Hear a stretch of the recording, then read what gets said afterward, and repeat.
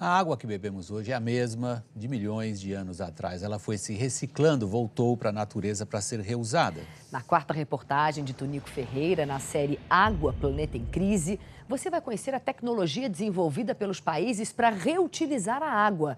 E vai ver que o Brasil tem pesquisas e soluções para o reuso, mas aproveita pouco. A série é uma parceria do Jornal da Globo com o Globo Natureza.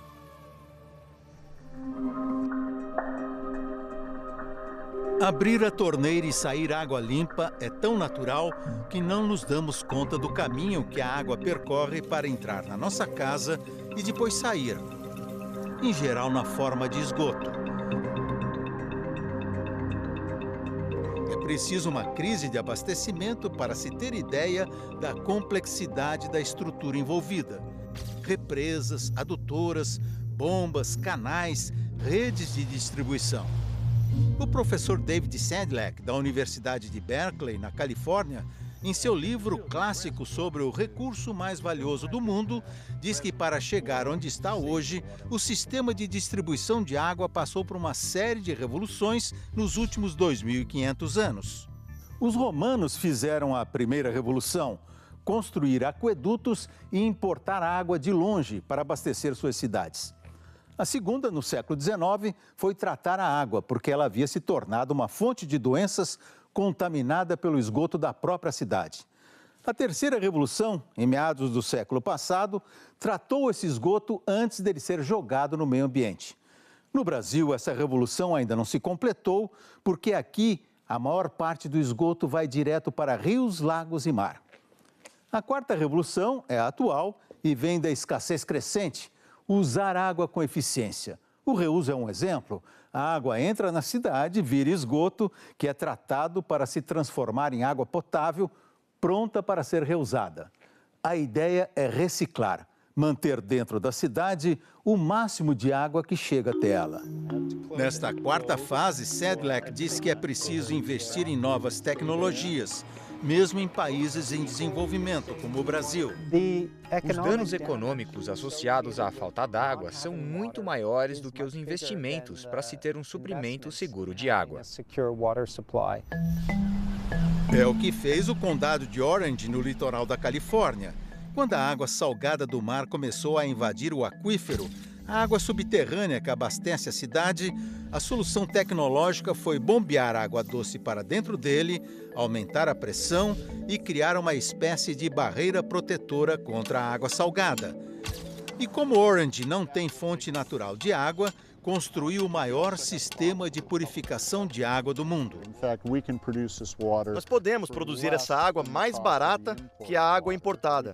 E nós podemos produzir água por metade do custo da água dessalinizada. Numa ponta entra o esgoto da cidade. Ele passa por microfiltros, com orifícios minúsculos. Um fio de cabelo é 300 vezes mais largo. Partículas, bactérias e até vírus ficam para trás. Em seguida, em um processo chamado de osmose reversa, a água é pressionada para atravessar uma membrana que só deixa passar as moléculas de água. O último estágio é um banho de raios ultravioleta. O que sai na ponta final é água pura. Cheers. Na busca da autossuficiência no suprimento de água, Singapura decidiu que tinha que investir em ciência, no desenvolvimento de tecnologias avançadas. Este instituto, o NIURI, criado há apenas 8 anos, já é uma referência mundial na pesquisa de água e meio ambiente. Um dos objetivos dos cientistas é fabricar membranas sintéticas que purifiquem água com um gasto mínimo de energia. É tentar imitar o rim humano no processo de filtragem do sangue, diz Chong Ho. A professora Cho Yan pesquisa o processo de converter bactérias em gás metano para produzir energia elétrica para purificar a água. Em vez de consumir muita energia, agora nós podemos produzir essa energia do esgoto. O diretor e fundador do instituto, o professor Wang Yan, diz que o NIURI segue a doutrina das universidades de Singapura, que é trabalhar sem preconceitos com as empresas privadas para transformar a pesquisa em desenvolvimento.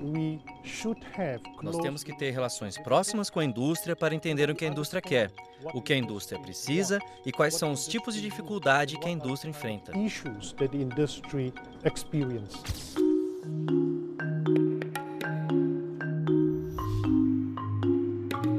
O Brasil tem pesquisas com membranas faz tempo. O laboratório da Universidade Federal do Rio de Janeiro tem condições de oferecer um projeto nacional de fabricação de membranas, tanto para o tratamento de esgoto como para dessalinizar a água do mar. Mas alguém pediu ajuda ao laboratório neste momento de crise? Se fomos procurados por governantes para discutir a crise hídrica e usar a tecnologia que já está desenvolvida no país, não fomos procurados por esses governantes. Nós estamos em uma estação de produção de água de reuso a partir de esgoto doméstico que fica em São Paulo. É uma estação moderna. É uma prova de que é possível fazer aqui no Brasil o mesmo processo que existe em países mais avançados. Não há impedimento tecnológico. Se quiser fazer, dá para fazer. A produção é suficiente para abastecer uma cidade de 300 mil habitantes. A água é potável, mas por enquanto só tem uso industrial.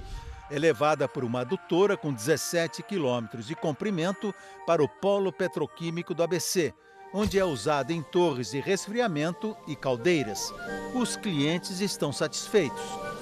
Ela possui uma qualidade melhor do que a água que a gente possuía antes, principalmente porque ela vem com uma carga orgânica menor. O governo de São Paulo anunciou um projeto para aumentar a produção de água de reuso na Grande São Paulo, mas vai demorar 2 anos e meio. Por enquanto, esta é a única grande usina de reuso do Brasil. Faltou interesse em fazer mais. Não é tão complicado, é uma questão de iniciativa e de decisão. Sydney, na Austrália, com 1/4 da população de São Paulo, tem 3 estações de reciclagem de água para uso industrial, recuperação de rios e uso residencial. A estação de Rose Hill alimenta o riacho da região com água limpa e fornece água reciclada para quase 20 mil residências. As casas têm 2 entradas de água, uma para potável, que vem dos reservatórios da cidade, e outra para água reciclada. O sistema exige que todas as casas tenham uma rede de canos dupla. A água reciclada serve para regar jardim, lavar roupa e nas descargas dos vasos sanitários. A gerente de produção diz que os consumidores podem usar o quanto quiserem, sem limites. A água que bebemos hoje de manhã pode ter sido usada uma semana, um mês ou um século atrás. Pode ter sido bebida por um construtor das pirâmides ou por um dinossauro há 65 milhões de anos. A verdade é que toda água é água reusada. A que vai para o ralo da pia pode estar indo para uma fonte de água de uma outra comunidade. Todos nós vivemos rio abaixo de alguém. E em um mundo onde a demanda por água potável cresce, a reciclagem é a chave para um abastecimento sustentável.